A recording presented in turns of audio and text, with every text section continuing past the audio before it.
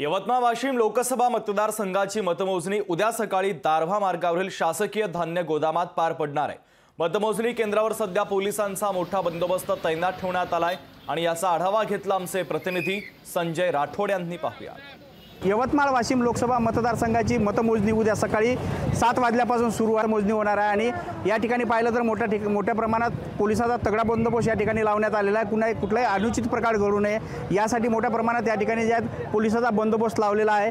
मी यवतमाळच्या दारव्हा मार्गावरील जे आहे धान्य गोडाऊन या ठिकाणी आहे आणि याच ठिकाणाहून सकाळी 7 वाजल्यापासून जे आहे मतमोजणीला सुरुवात होणार आहे। एकूण या यवतमाळ वाशिम लोकसभा मतदारसंघामध्ये पाहिलं तर 17 उमेदवार आहे आणि या 17 उमेदवाराचं जे भवितव्य जे आहेत इव्हीएम मशीनमध्ये बंद पडलेलं आहे। एकंदरीत पाहिलं तर या ठिकाणी मोठे जे आहेत कॅमेरे सुद्धा या ठिकाणी लावण्यात आलेले आहे। कुठलाही अनुचित प्रकार घडू नये याकरिता हे कॅमेरे लावण्यात आलेले आहे।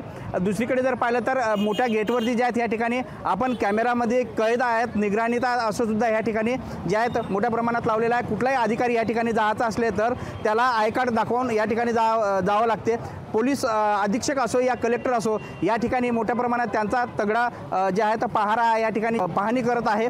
दुसरीकडे जर पाहिलं तर सकाळी 7 वाजल्यापासून जे आहेत या ठिकाणी आज सकाळी 7 वाजल्यापासून मोठ्या प्रमाणात अधिकारी सुद्धा या ठिकाणी जमवायला सुरुवात झालेली आहे। त्या अधिकाऱ्याच्या ज्या या ठिकाणी जे आहेत ड्युट्या सुद्धा लावण्यात आलेल्या आहे। कुठलाही अनुचित प्रकार घडू नये यासाठी पोलीस बंदोबस्त सुद्धा या ठिकाणी मोठ्या प्रमाणात लावलेला आहे।